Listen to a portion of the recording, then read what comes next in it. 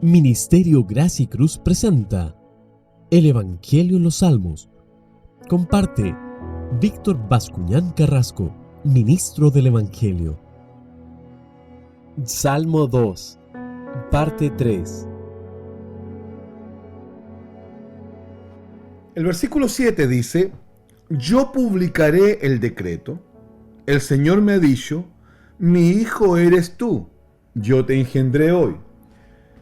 Hermanos y amigos, yo leo el texto e inmediatamente veo al Logos hablando. El Logos, la segunda persona de la Trinidad. El Logos, el que se encarnó en la persona de Jesús. Claramente, Él está hablando acá. Ahora, este versículo no es una referencia al nacimiento de Jesucristo. Este texto no está hablando del nacimiento virginal de Cristo. El texto dice: yo publicaré el decreto, el Señor me ha dicho, mi hijo eres tú, yo te engendré hoy. Esa expresión yo te engendré hoy no está apuntando al nacimiento de Jesús. Es una referencia a la resurrección de Cristo. Vamos a dejar que la misma Escritura nos muestre lo que la Escritura dice, ¿ya? El Espíritu Santo nos va a guiar desde el libro de los Hechos, capítulo 13, versículo 33 y versículo 34, a lo que dice el versículo 7 del Salmo 2. Lea conmigo, dice: la cual Dios ha cumplido a los hijos de ellos, a nosotros, resucitando a Jesús, como está escrito también en el Salmo 2. ¿Se da cuenta?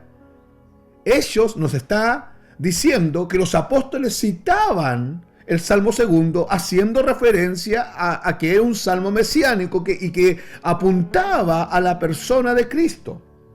Vuelvo a leerlo. La cual Dios ha cumplido a los hijos de ellos, a nosotros, resucitando a Jesús, como está escrito también en el Salmo 2. Mi hijo eres tú, yo te he engendrado hoy. ¿Se da cuenta? ¿Lo puede ver? Y en cuanto a que le levantó de los muertos, para nunca más volver a corrupción. Lo dijo así: os daré las misericordias fieles a David. Vuelvo a leer. Y en cuanto a que le levantó de los muertos. Entonces el versículo 7 es una referencia clara, categórica, nítida a la resurrección de Cristo. ¿De acuerdo? Por lo tanto, tenemos que decir que Él nunca, no está hablando del nacimiento de Jesús, porque Él nunca fue engendrado en el sentido de tener un principio, de tener un comienzo. ¿Por qué? Porque Jesucristo era 100% hombre y 100% Dios. Jesucristo es perfectamente hombre y perfectamente Dios. Jesucristo no fue engendrado en términos de que Él tenga un comienzo. Jesucristo es Dios, ¿de acuerdo? Esto es la unión hipostática, dos naturalezas, una sola existencia. Lo divino y lo humano, el milagro de la encarnación de Cristo. Y este es el primer punto del Evangelio. Necesitamos comprenderlo, necesitamos que el Espíritu de Dios traiga revelación sobre esto que estoy diciendo. Ahora, les decía yo que esta es una clara referencia a su resurrección. Cristo fue engendrado al salir de la tumba. Cristo es el primogénito de los que durmieron. Cristo es el primero en nacer de entre los muertos con un cuerpo glorificado. Es el primer resurrecto, es el primer de muchos, porque es la promesa que Dios tiene para su iglesia. Acuérdate que todo hombre, que toda mujer fue arrastrado de las tinieblas a la luz para ser formado a la imagen de Cristo en todo. Tenemos que ser parecidos a Dios en todo. Y este es el propósito eterno de Dios. Este es el proceso de santificación en el cual todo cristiano está y al cual el Espíritu de Dios lo conducirá gradual, paulatinamente e in crescendo. Cristo entonces fue engendrado al salir de la tumba. Es su posición en la Trinidad. No tiene nada que ver con alguien naciendo, sino con alguien siendo engendrado de entre los muertos. O sea, en la resurrección. Si ahora volvemos al Salmo y leemos el versículo 8, dice: pídeme y te daré por herencia las naciones y como posesión tuya los confines de la tierra. El cetro de gobierno, el cetro de autoridad de esta tierra, de este universo,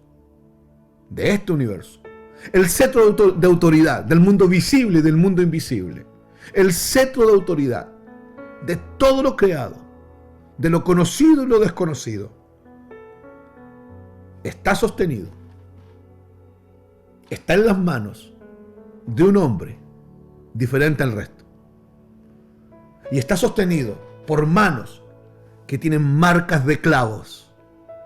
Está sostenido por un hombre que subió a una cruz a morir en tu lugar y en mi lugar, que fue sepultado y que el tercer día en gloria y majestad, el poder de la resurrección, entró en el sepulcro, movió la piedra, entró en el sepulcro y salió caminando de ahí.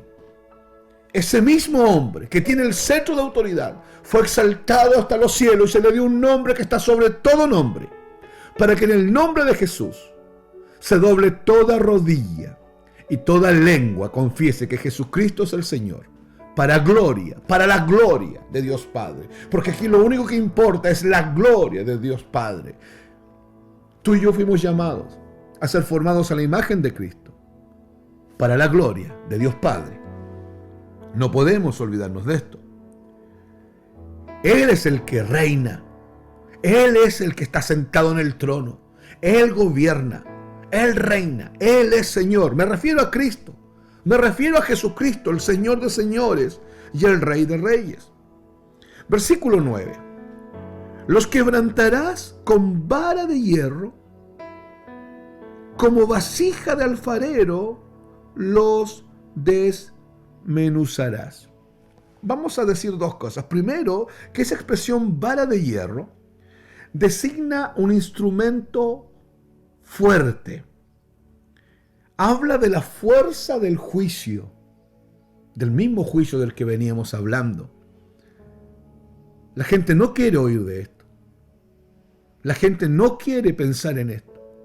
El humanismo ha degradado, ha minimizado primero a Dios, ha minimizado la palabra de Dios y ha minimizado conceptos como muerte, dolor, sufrimiento, negación, juicio eterno, infierno.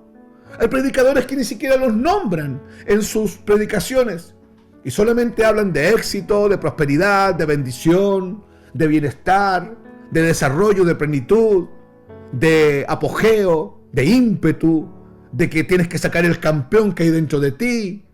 Todo eso que estoy nombrando ahora último, esa última lista, es antibíblica.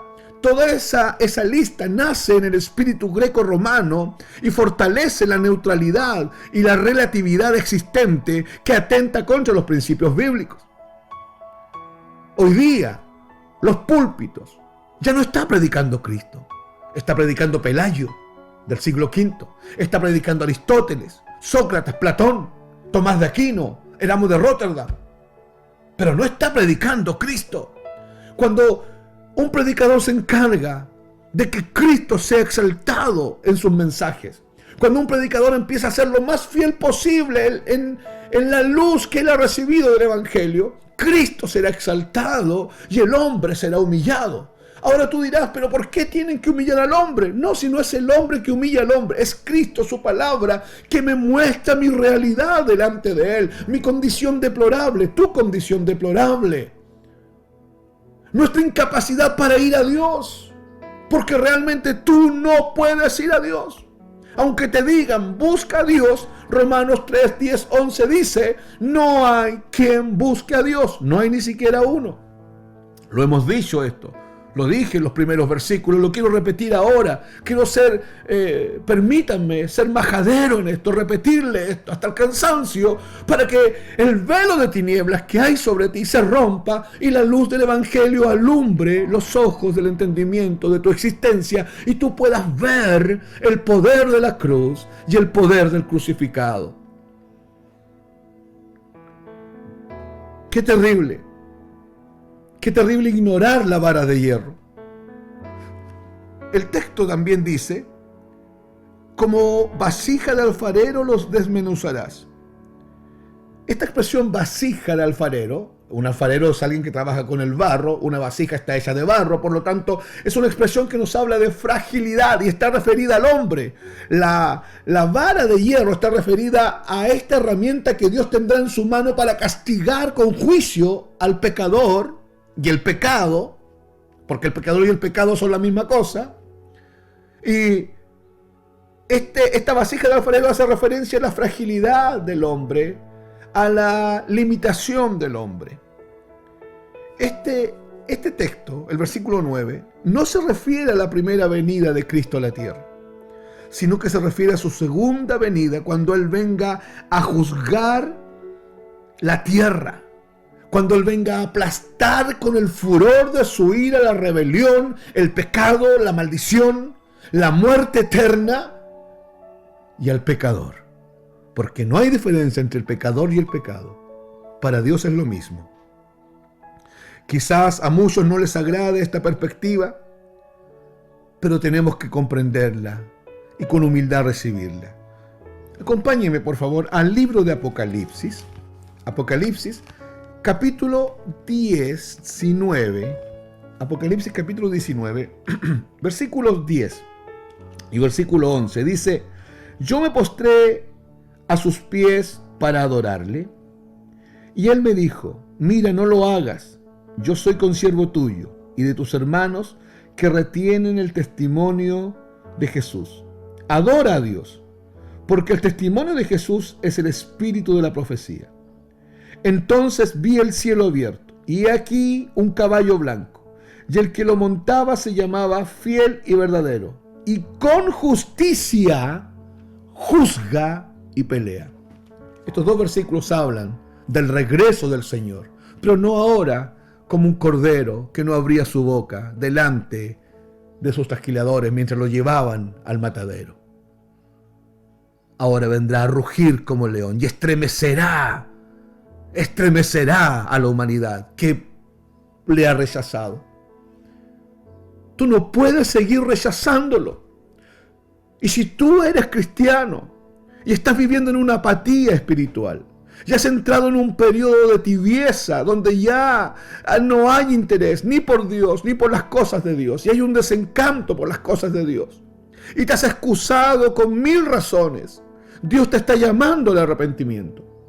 Dios te está llamando al arrepentimiento. Querido amigo que estás oyendo, en esta página que estás viendo o en el canal o en la radio, si te está llegando por audio esto, hay un contacto, contáctanos para explicarte de manera más clara el Evangelio y para que tú puedas, si eres cristiano y estás alejándote, arrepentirte y volver al Señor.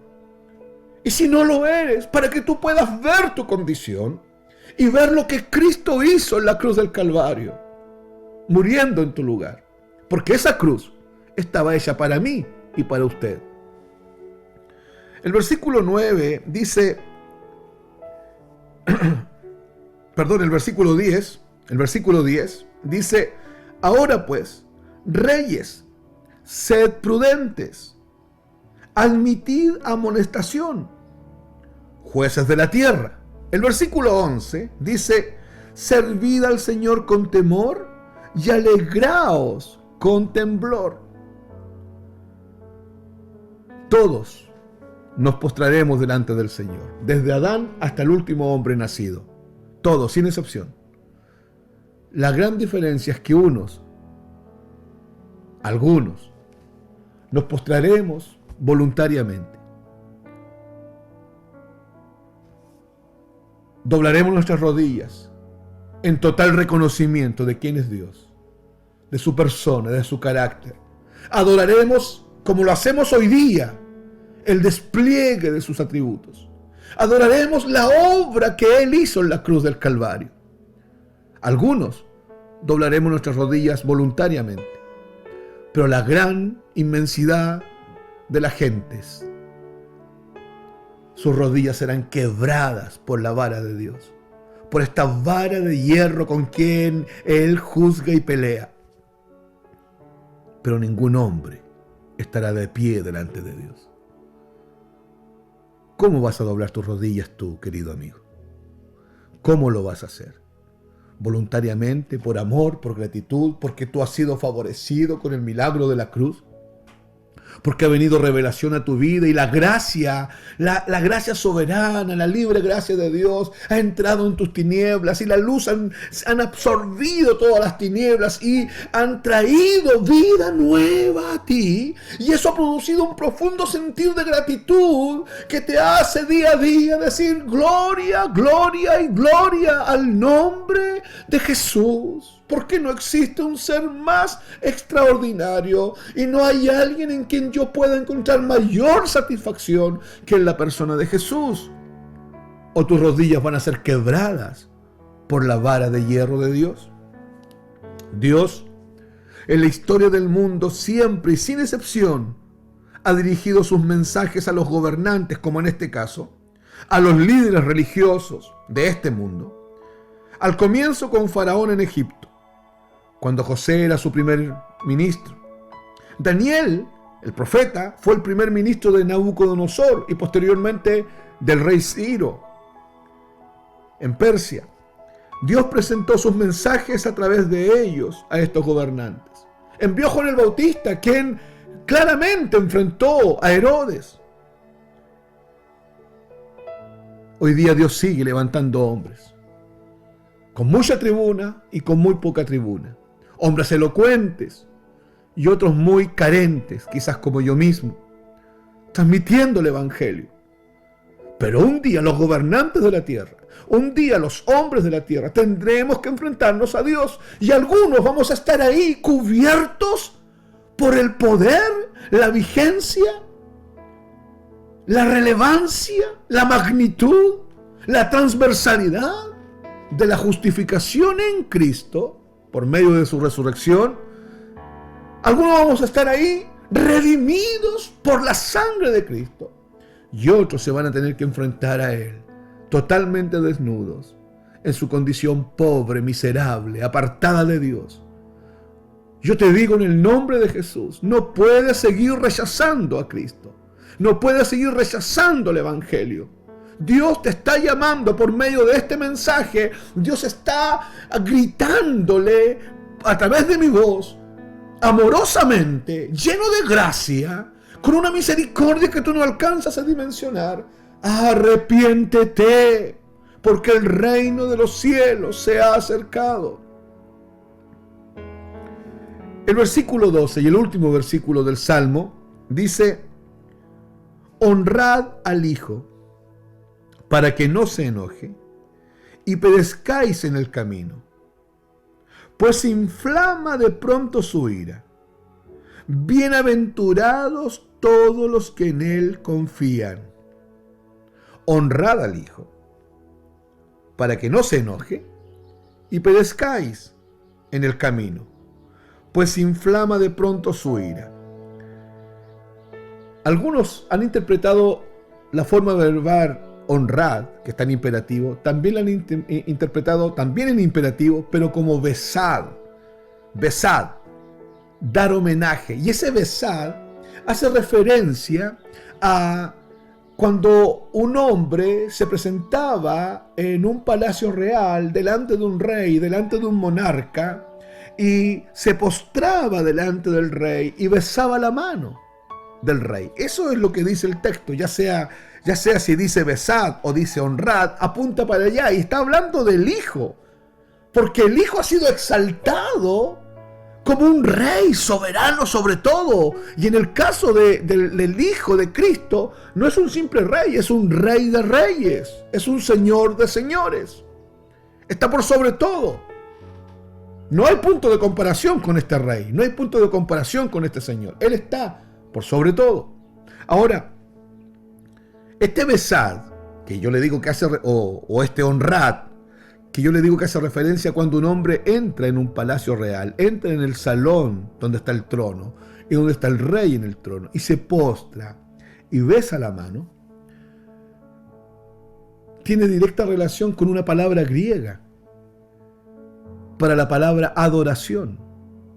La palabra adoración tiene su homólogo en griego, que es proskuneo. Y proskuneo es una palabra que hace directa referencia también a postrarse hacia adelante. Postrarse hacia adelante.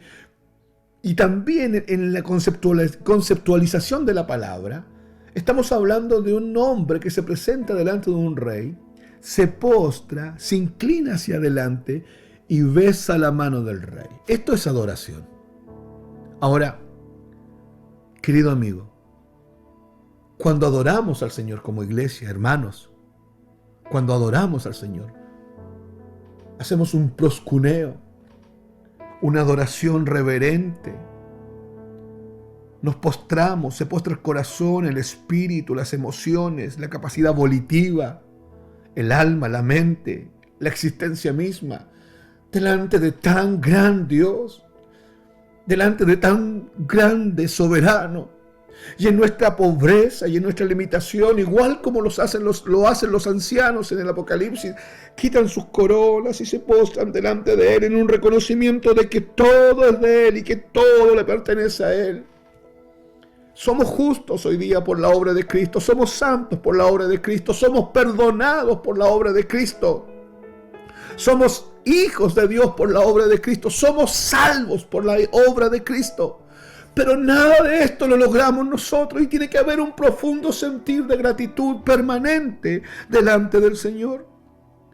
Porque el que está escondido, el que está en Cristo, el lenguaje del Nuevo Testamento es Cristo en vosotros, la esperanza de gloria. El que está en Cristo, la preposición en griego, nos indica dentro de. Entonces, el que está en Cristo, el que está dentro de Cristo, está escondido en Cristo y en Dios. Y como el cristiano está escondido en Cristo, es aceptado por Dios. Es aceptado por Dios. No soy yo el que acepta a Cristo. Dios viene y hace un examen de mi vida. Y si no encuentra a Cristo, voy a ser lanzado al lago de fuego. Pero el cristiano está en Cristo. Y cuando viene Dios a escudriñar tu ser, tu existencia, va a mirar. Si eres cristiano, mira por dentro, y por dentro está el Espíritu Santo, porque el Espíritu Santo vino a morar dentro de ti el día de la palingenesia, el día de la regeneración. Y al mirarte por fuera te ves revestido de Cristo. Nunca te ves tú, y tu imperfección está escondida en la perfección de Cristo. Has sido justificado por Cristo. Esta es la gloria del Evangelio. Esta es la gloria, hermano y amigo, del poder de la cruz. Esta es la gloria de la cruz. Por eso no podemos dejar de predicar la cruz como el centro de todos los asuntos. Querido hermano, el que está en Cristo está escondido en Cristo y es aceptado por Dios a causa de Cristo. Es Cristo el que hace la diferencia de toda la eternidad. Cree en el Señor Jesucristo y serás salvo. Pero creer en el Señor Jesucristo no es creer en algo abstracto.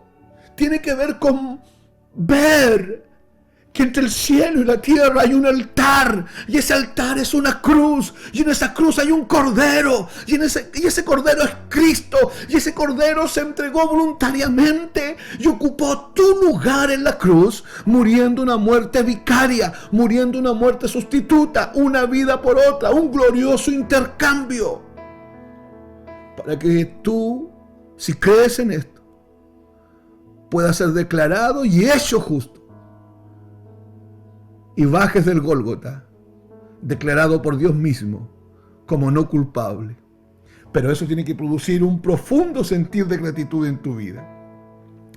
En el Salmo número 2, el Espíritu Santo dijo: honrad al Hijo, es decir, crean en el Señor Jesucristo y sean salvos. Crean en la obra de la cruz y sean salvos. Crean que Él murió en su lugar y sean salvos. Crean que la obra de Cristo en la cruz está completa y no necesitas que nada le sea añadido. No podemos ni con humanismo ni con sofismo añadirle algo a la obra de Cristo. de comienzo a fin, la salvación es obra de Dios y el hombre no participa en ella. La única participación que el hombre hace consiste en creer y recibir, y esto lo llamamos participación por gracia. Dios nos invita a participar de una obra perfecta que Cristo hizo, Él, en la cruz del Calvario. Cuando el Señor Jesucristo venga y entre en la escena de la humanidad, todo aquel que no esté en Cristo, todo aquel que no esté en Cristo y Cristo en él, todo aquel que no goce de la unión vital con Cristo, será lanzado a las llamas eternas. Dios es amor, y como es amor envió a su Hijo Jesús a morir en la cruz. Pero Dios es santo y Dios es justo. Y desde la naturaleza santa de Dios, desde el carácter santo de Dios, desde la esencia santa de Dios, desde la esencia justa de Dios, aparece la ira de Dios para aplastar mi pecaminosidad, mi maldición, mi arrogancia, mi soberbia, tu altivez, tu pecado, tu condición de muerte eterna. Querido amigo, Cristo te está llamando. Querido hermano, Cristo está pregonando: arrepiéntete. Volvamos al Señor. Deja que el Espíritu de Dios haga la obra en tu vida. Si alguien al oír este mensaje está recibiendo revelación de su condición, si Dios te ha hablado por medio del Espíritu de sabiduría y revelación, te invitamos a que te contactes con nosotros para explicarte más correctamente el Evangelio desde la luz que Dios nos ha dado, para que puedas experimentar el poder de la cruz dentro de ti. Bendiciones del Altísimo. Ministerio Gracia y Cruz presentó el Evangelio en los Salmos,